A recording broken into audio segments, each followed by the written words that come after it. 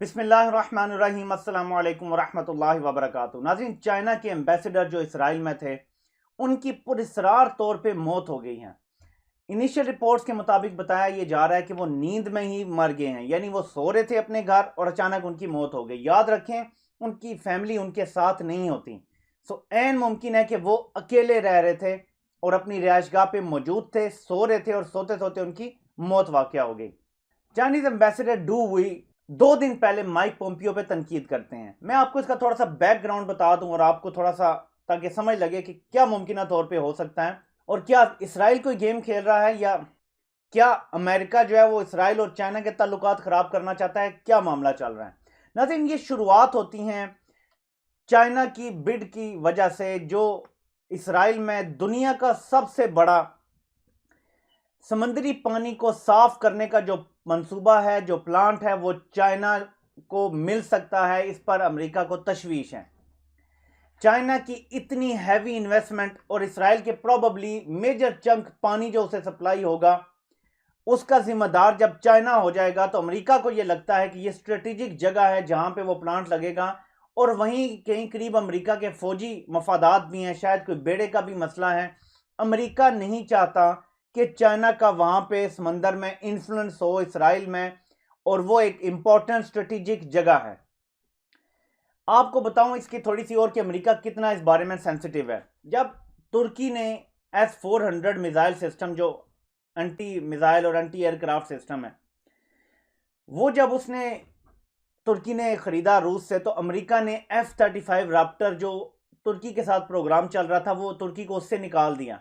तो तुर्की उसका major chunk जो है वो डेवलप करता है, उसके पार्ट्स वगैरह, मशीनरी वगैरह और बहुत कुछ तुर्की में बनता है, लेकिन तुर्की को उस प्रोग्राम से साइड पे कर दिया क्योंकि तुर्की ने S-400 खरीद लिया। वो उसकी वजह क्या बताई अमेरिका ने ये कहा कि ये एक ऐसा सिस्टम है जो स्टडी करता है रेडार सिस्टम को और उसके मुताबिक टारगेट करता है। अगर हम F-35 जो कि एक स्टेल्थ फाइटर है वो तुर्की को बनाने देंगे तो वो इंफॉर्मेशन लीक हो जाएगी तुर्की, और अपने उस सिस्टम में S-400 के रडार ट्रैकिंग सिस्टम में वो जो कोड जिस तरीके से हाइड करता है F-35, वो अगर डाल दिया गया, कोई सर्टेन जो भी सिग्नल हर जहाज देता है वो अगर डिटेक्टेबल बना दिए गए, यानी उसने उसको स्टडी करवा दिया, तो अगर उसने वो रीड कर लिया तो हमारा F-35 तो समझ लें आप बिल्कुल बेकार हो जाएगा रूस के खिलाफ। इतना महंगा, यानी अब तक अमेरिका के बनाए गए जहाज़ों में F-35 सबसे महंगा जहाज़ है, और अगर उसकी मालूमात रूस को मिल जाती हैं तो उसकी स्टेल्थ तो खत्म हो जाती है, और स्टेल्थ खत्म हो जाए तो फिर फिफ्थ सिक्स जनरेशन का कोई फायदा नहीं है जहाज के होने का। इसी तरह यहाँ पे इंपॉर्टेंट अमेरिका की मिलिट्री प्रेजेंस है, शायद कोई बेड़ा भी मौजूद है, और इन्हें यह खतरा है कि चाइना जिस भी मुल्क में जाता है वहां इंटेलिजेंस मालूमात हासिल करता रहता है। लेकिन एक और भी खतरा है अमेरिका को। आपको पता है कि इसराइल को सपोर्ट इसलिए नहीं किया जा रहा कि इसराइल पे कोई जुल्म हुआ था ज्यूज पे, तो बड़े हम इनके दिल में हमदर्दी पैदा हो गई है। इसराइल की कामयाबी इन क्रिश्चियन ज़ायनिस्ट को भी ये लगता है कि वो कामयाब होगा, उनका दज्जाल आएगा तो हजरत ईसा अलैहिस्सलाम आएंगे, उनको सपोर्ट ये करते हैं। अब अगर इसराइल में चाइना हैवी इन्वेस्टमेंट शुरू कर देता है, चाइना एक ऐसा मुल्क है जब किसी मुल्क में दाखिल हो जाता है तो आहिस्ता आहिस्ता आहिस्ता पंजे गाड़ देता है और पूरी तरह से छा जाता है वहां पे।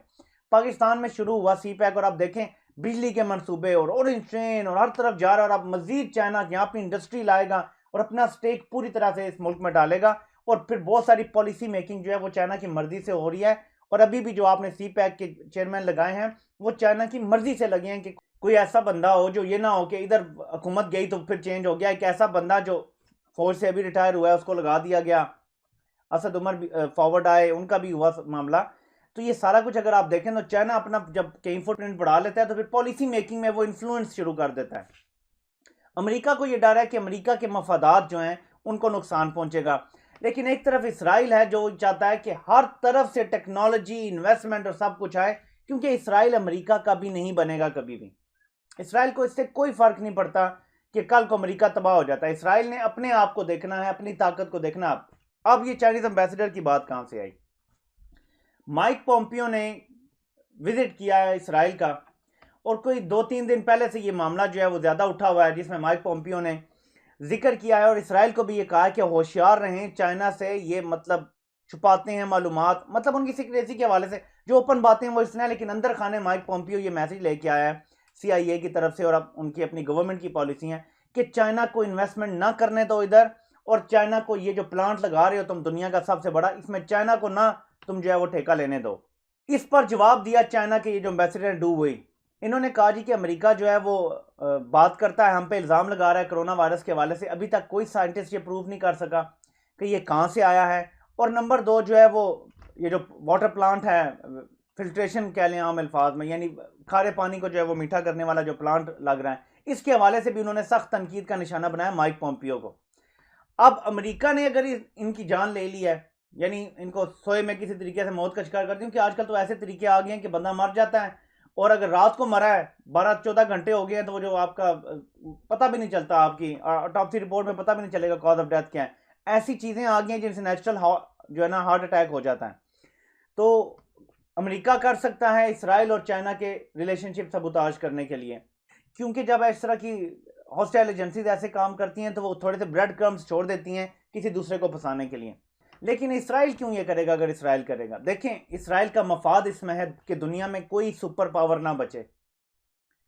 जहां इसराइल ये चाहता है कि सारी दुनिया से मफादात समेट ले, वहां वो ये चाहता है कि बिल आखिर वो सुपर पावर बने, दुनिया की वाहिद सुपर पावर बने। ग्रेटर इसराइल बनने के बाद वो अपने आप को अमेरिका, चाइना और किसी के आगे सबमिट करने के लिए तैयार नहीं है, बल्कि वो लीड करना चाहता है पूरी दुनिया को। अगर चाइना और अमेरिका आपस में लड़ते रहें तो इसमें इसराइल का मफाद है, ये बात ध्यान में रखें। ये वाटर प्लांट वो अमेरिका से भी लगवा सकता था। अमेरिका अगर हर साल अरबों डॉलर इसराइल को दे रहा है तो वाटर प्लांट भी वो लगा सकता था और फ्री में भी दे सकता था। अमेरिका इसराइल पर जितनी नवाज़ात करता है, आपको भी पता है कि चंद अरब डॉलर की इन्वेस्टमेंट करवाने की चाइना से कोई ज़रूरत नहीं है। इसराइल का ये भी प्लान हो सकता है इस सारे में, एक तो चाइना को यहाँ लाना, उसका फुटप्रिंट बढ़ाना, दूसरा ये एम्बेसडर को जो है वो मरवा देना। अभी मैं सिर्फ ये कह रहा हूँ कि मेरी एक थीरी है, हो सकता है मुमकिन हो कि कल को कहें जी कि नहीं जी बिल्कुल कॉज ऑफ डेथ इसका बिल्कुल जो है वो नॉर्मल था, लेकिन कॉज ऑफ डेथ नॉर्मल आ भी जाए तो ऐसे तरीके हैं आप कि आप किसी को नेचुरल हार्ट अटैक जो है वो कॉज करवा सकते हैं सर्टन तरीके से। कि इसराइल क्यों करवा सकता है? तो इसराइल इसीलिए करवाएगा कि ये दोनों आपस में दस्तों गिरेबान रहे हैं ममालिक कि एक तरफ जी पोम्पियो ने उसको तनकीद की, इधर से इसने उसको जवाब दिया इसराइल के एम्बेसडर ने, और 2 दिन बाद वो मर जाता है। अब आप मुझे बताएं शक किस पे जाता है? सीधा अमेरिका पे जाता है कि उन्होंने कार्रवाई कर दी है। ठीक है, तो इस टाइम बड़ी गेम्स चल रही हैं खित्ते में। और इस वीडियो का जो दूसरा हिस्सा है वो ये है कि बशर अल असद ने अमेरिका को बिल्कुल ही नंगा करके खड़ा कर दिया है। अब वो कैसे?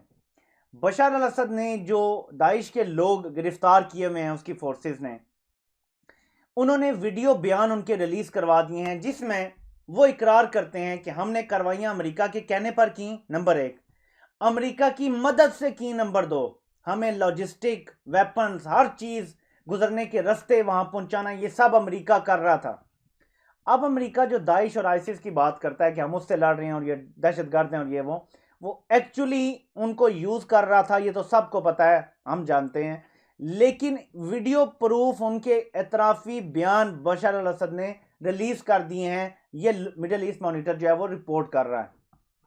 अब इससे क्या फर्क पड़ेगा? देखें, एक नैरेटिव है जो पब्लिक में बिल्ड हुआ है, उस नैरेटिव को लगता है दचका।